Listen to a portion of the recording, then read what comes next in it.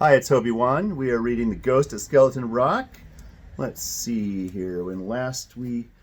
Glasses check. When last we finished reading, we finished up chapter 16. So this would be Hardy Boys number 37, Ghost of Skeleton Rock. Chapter 17, Voodoo Vengeance. Here at last was a real clue. Frank and Joe figured that probably the natives of Calypso Island were being sued as a screen by the smugglers, so it was only natural that they should try to drive Durling Hamilton off the island. Have the natives been doing anything unusual lately? Joe asked the sportsman.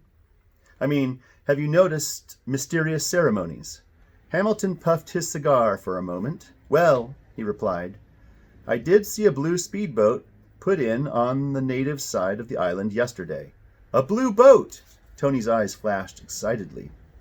That's right, Hamilton went on. 4 men came ashore. Did you get a good look at them? Frank asked eagerly. Yes, I watched them through the binoculars. About all I can tell you, though, is that one was a tall, heavy-set fellow. They talked with the Indians for a while and then shoved off. A tall, heavy-set fellow. The boys exchanged knowing glances. Could he have been Abdul? Hamilton interrupted their thoughts by inviting the boys up to his villa for lunch. A few minutes later, the group was seated in comfortable wicker chairs on the terrace enjoying lemonade, pineapple salad, and sandwiches of cold roast beef. Aside from his staff of white-jacketed Puerto Ricans, Hamilton appeared to live alone on the estate. It's nice to have company, he told his guests. Lunch over, their host showed the boys his game room, decorated with huge trophies of marlin, sailfish, and barracuda. Then he suggested a couple of fast sets of tennis, which he refereed on twin courts near the airstrip. Afterward, all of them cooled off with a refreshing swim in the gentle blue waters of the cove.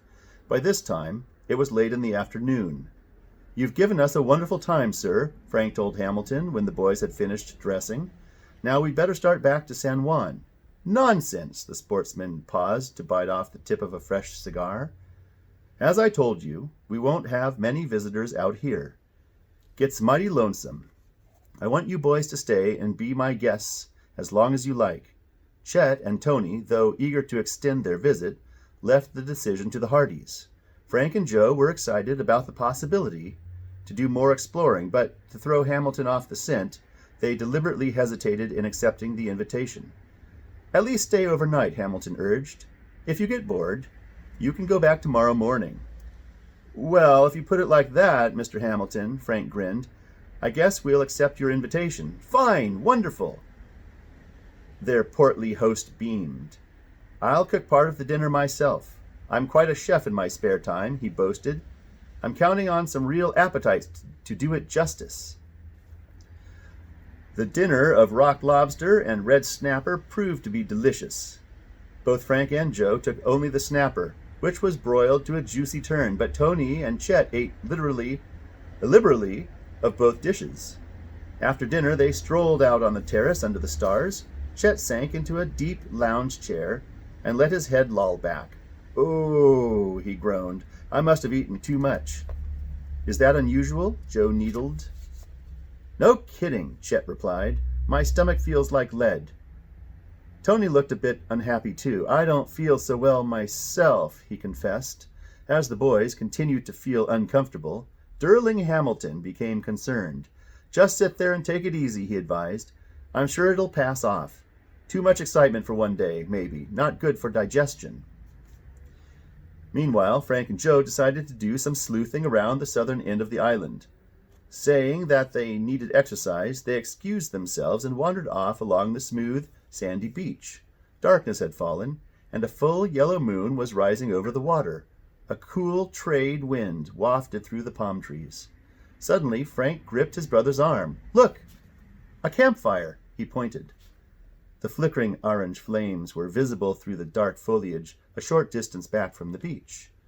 Come on, Joe whispered. Let's see what's up. Creeping closer, they pulled aside some branches and saw a group of natives squatting about the fire. The Indians, clad in ragged shirts and trousers, were jabbering excitedly. They're sure upset about something, Joe murmured. Hamilton said they practice voodoo, Frank whispered. Maybe they're getting ready for some kind of ceremony. As the boys listened, they caught several words spoken in Spanish. Sounds more like an argument, Joe noted. Presently, a skinny brown dog that was curled up near the campfire got to his feet and began to sniff the night air. Uh-oh, gulped Joe in a low voice. Let's hope he doesn't pick up our scent. Slowly, the dog began to circle the camp, coming nearer and nearer to the boys' hiding place. All of a sudden, he sniffed and broke into a volley of barks. The natives stopped talking immediately and grabbed up heavy sticks. The Hardys flattened themselves in the underbrush. Should they lie still or try to make a break? The decision was made for them when the Indian strode toward the spot. Encouraged by his masters, the snarling cur charged into the thicket. Instantly, Frank and Joe sprang up and started to run. But before they had gone a dozen paces, the fleet-footed natives overtook them. Several grabbed the boys, while others menaced them with clubs. Don't fight, Frank called to his brother. Maybe we can convince them we're friends. Trying to appear calm, the boys allowed themselves to be dragged back to the campfire. One of the natives, a youth about their own age, was able to speak a little English. Me, Fernando, he told them. What you do here? You come to spy for rich white man? No, Frank replied. We're just visitors here on the island. We saw your campfire and wondered what's going on, that's all. As the boy translated, there was an angry babble from the other natives. Fernando turned back to the Hardys. They say you enemies. You work for Senor Hamilton, he said accusingly. Him, bad man. Our people live here on island always. This our home. Then he come, try to drive us away. Frank and Joe denied this earnestly. Speaking in simple words, they tried to convince the youth that they wished to be friends and that Durling Hamilton had no designs against the natives. But it was clear from the Indians' scowling faces that the words were having no effect. Finally, Joe decided to speak out bluntly. Look, Fernando, he asked, is it true that your people believe in voodoo and worship something called Skeleton Rock? The effect of Joe's question was astounding. At the mention of Skeleton Rock, the natives seemed to go wild, shouting and babbling in mixed Spanish-Indian dialect.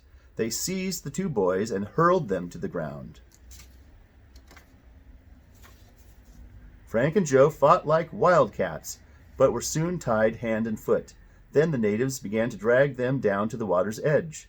They're going to throw us to the sharks, Joe gasped to his brother. You two boys bad, like Hamilton, Fernando glared at them. Now my people take revenge. The Hardys turned pale, their hearts hammering with fear as the Indians loaded them into a boat. Again and again they pleaded to be released, speaking in both Spanish and English. Finally, their words seemed to take effect. There was a lot of babbling among the natives. Then one spoke to Fernando. He translated. We let you go, but you must leave the island and never come back. You have our promise, Frank assured him fervently. We'll go tomorrow. As soon as they were untied, the boys hurried off down the beach. Both were baffled by their close brush with death and its relation to Hamilton. Was he more deeply involved than the natives had indicated? And why did they get so excited just because I mentioned Skeleton Rock? Joe puzzled. Frank shook his head in bewilderment. Search me, unless the smuggling gang fooled them into thinking that any outsiders are dangerous, or maybe Skeleton Rock is a sacred name. As they neared Hamilton's villa, they saw a lighted cigar glowing in the dark on the front terrace. Have an interesting walk? The sportsman greeted them. We sure did, Frank said dryly. A Puerto Rican servant escorted them to a guest room next to Chet and Tony's. Chet was moaning in distress when the Hardys went in to see him. Feeling any better, Chet? Joe inquired sympathetically. Worse, the plump boy replied. He was stretched out on the bed like a beached whale, in a pair of flowery pajamas provided by their host. Tony was not so ill as Chet, but he looked worried. As soon as the servant was out of earshot, he whispered to Frank and Joe, Listen, I went out on the dock for some fresh air and noticed that Hamilton's red boat looked awfully shiny in the moonlight. When I touched it, the red paint came off on my finger. The Hardys' eyes widened with interest. Was it blue underneath? Joe asked, breathlessly. Before I had a chance to find out, I heard someone behind me and turned around. It was Hamilton. Ooh, that is the end of chapter Chapter 17. So click the button over there for the next chapter when I put it up. And click this button here and subscribe if you want more readings from El Hobarino. All right. I mean, Hobie-Wan. Okay. Until the next chapter. See you soon.